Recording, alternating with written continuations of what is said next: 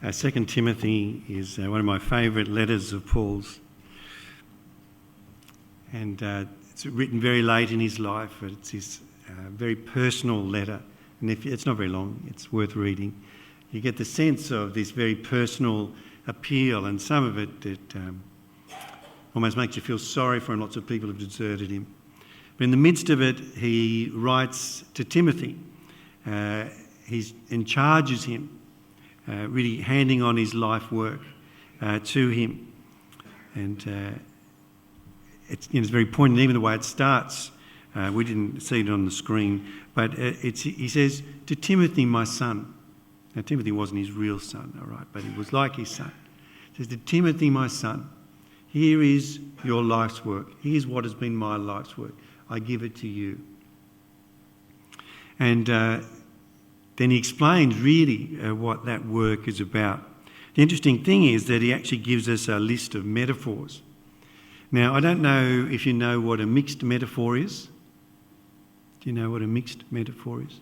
Do you know what a metaphor is? Some of you are nodding. That's a great relief, because in the first congregation no one knew, or no one was game to say. All right?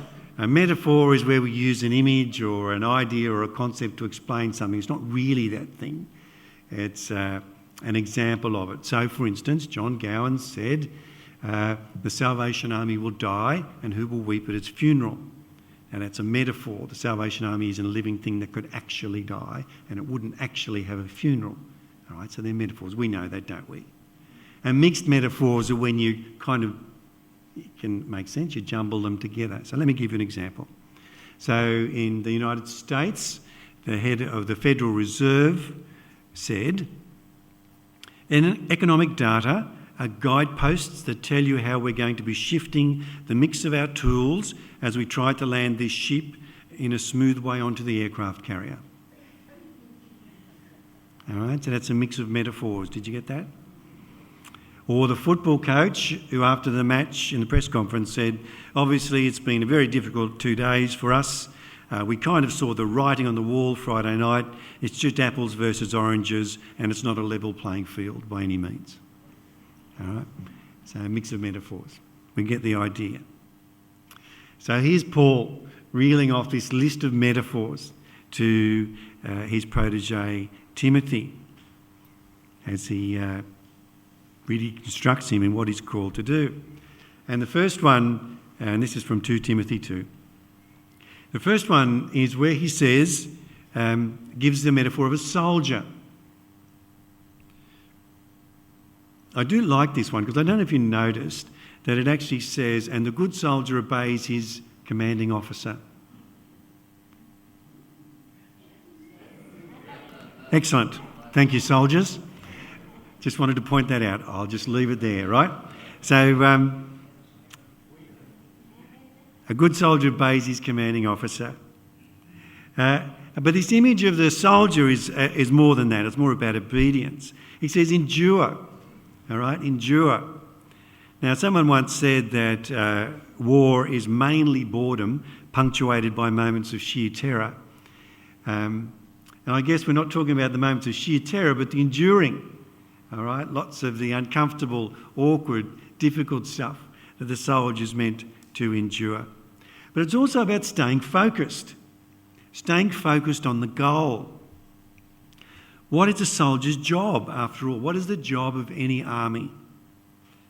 Their job is not to look good on the parade ground, although that's helpful. Their job is not to have the uniform spick and span. Their job is to win battles. That's their job. That's their main job. That it's metaphor of the soldier. There's this idea of enduring and staying focused on the task that Jesus has called us to, because Jesus, of course, is our real commanding officer. So this idea that when we cannot see our way, that we trust Jesus. When we cannot see our way, still we trust and still obey. That line from the song. We can't see it all. We can't see the big picture, but we know our job is to trust Jesus and to follow him. And then Paul moves on to this image, this metaphor of the athlete. And this is the idea of discipline and preparation. It's about knowing the game, he says. He's talking about the athlete, the competitor. That's what he's describing here. He's not talking about training just as an end in itself, right? It's not training just to get fit. It's not talking about someone like Michelle Bridges. Do you know who Michelle Bridges is? Some of you? Some of you are hip with the kids, all right? So Michelle Bridges, so she's a fitness guru and diet coach and so forth.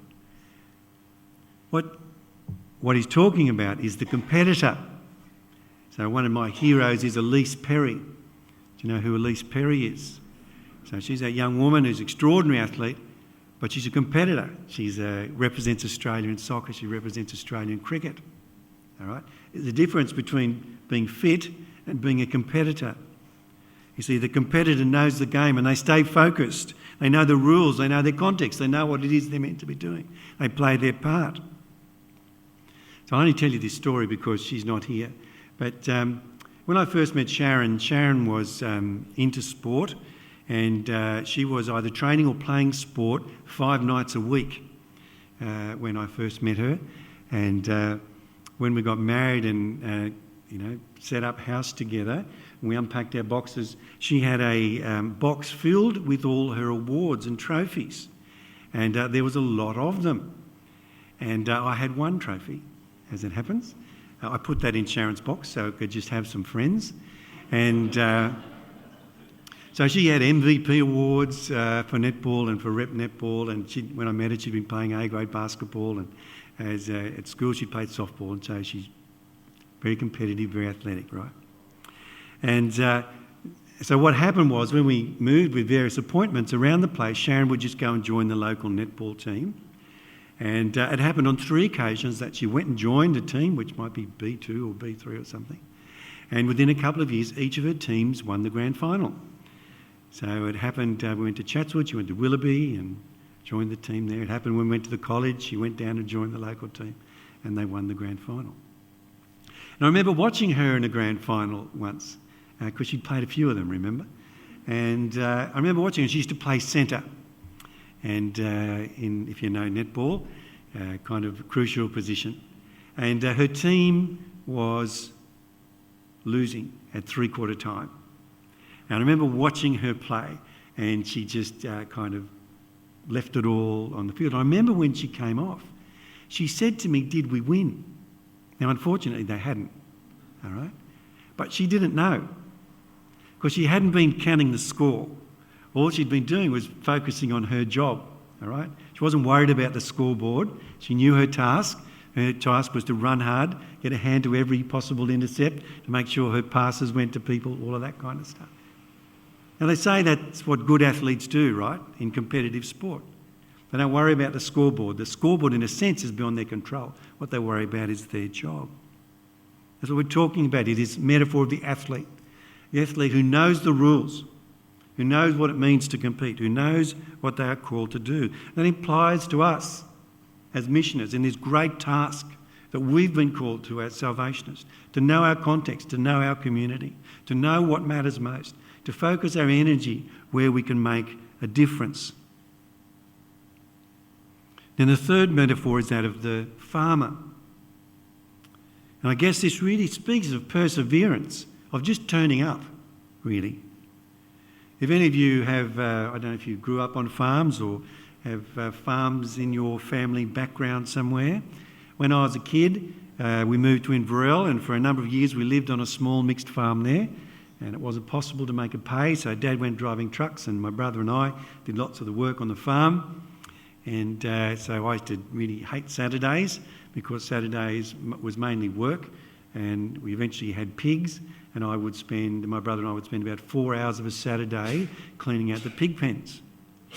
Now, you might be imagining that that's a really fun and exciting job, but you'd be wrong, all right? You'd be wrong. The thing about life on the farm is it just never stops. If you know anybody who's been a dairy farmer, like, it never stops. The cows turn up every morning, and they do turn up. They come to be milked every day. And so there's this idea of perseverance. But Paul also talks about the fact that there's reward for the farmer. There is reward when there's evidence of growth, when there's new life, when there's fruit, when there is a crop, when there is abundance. The Christian life is not without its joys. It's not just about grinding out this life as a Christian. It's not just about suffering. I thought lunch last week was great. I had a good time there. Any time you don't have to cook and you don't have to wash up, it's a bonus, isn't it? It's a bonus. What's the thing about your church that you love the most? Is it the small group that you meet in? All right? Is it worship? Is it the friends that you have at church? Christian life is not without joy. But nevertheless, there's this call to keep going, to persist, to be faithful, to be faithful.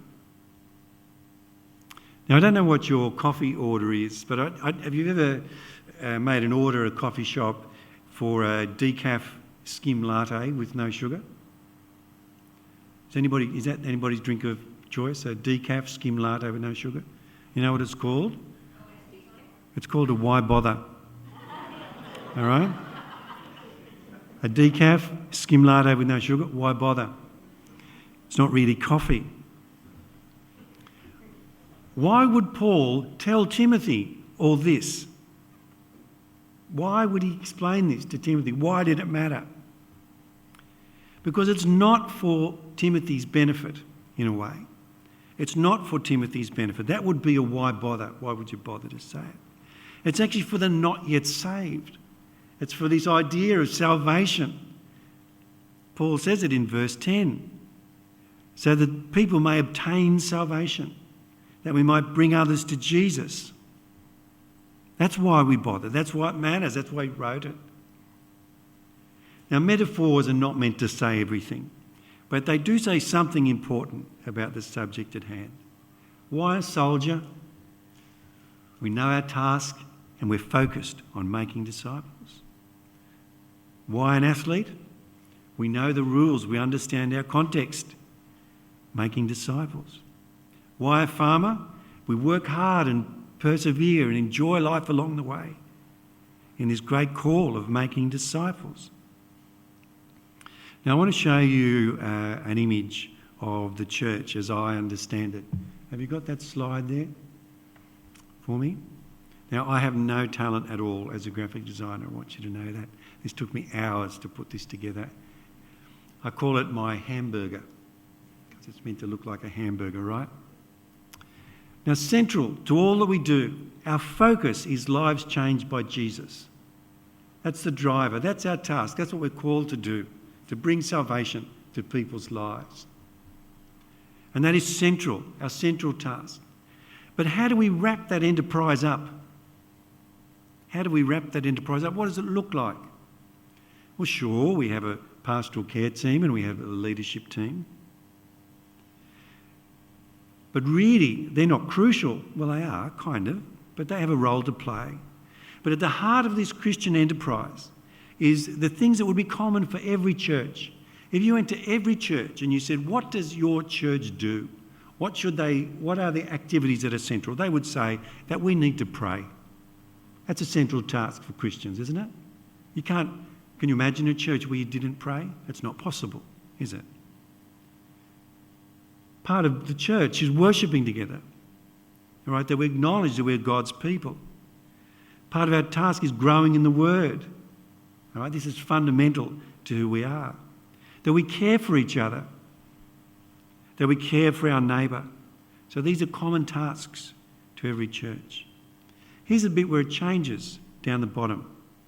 And actually, could you go to the next slide, please?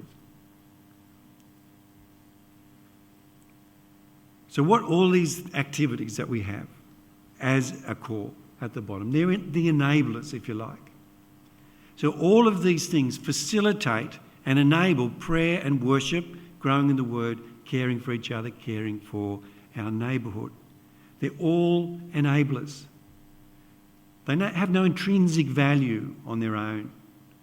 They're not the most important thing. The most important thing is lives changed by Jesus. But these enablers make that possible. And all of them help us on these central tasks that are common to every church.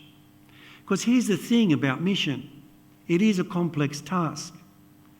No one of us can do it on our own. So we need the help of others. That's why the New Testament is always talking about gifts, talking about the body, having different gifts, different skills, different talents, that together we might be engaged in this great salvation task of seeing lives changed by Jesus. That's our calling. That's our calling. None of these enablers are ends in themselves. They exist to serve this central purpose. Thank you, Judith.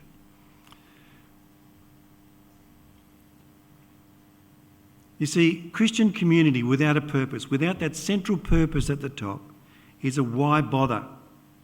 Why would you do it? You wouldn't just do it just for. All right? The central task is lives changed by Jesus Christ. That's what Paul means when he says, I endure everything for the sake of the elect, that they too may obtain the salvation that is in Christ.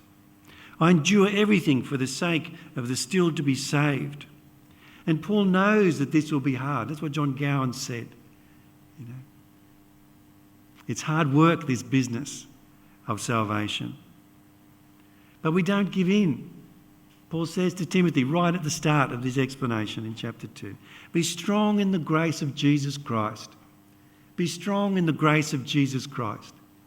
You will be strong in the grace of Jesus Christ.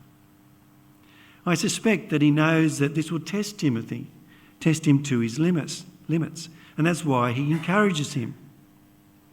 But it's also a message to us too. We are Christians. We are a people.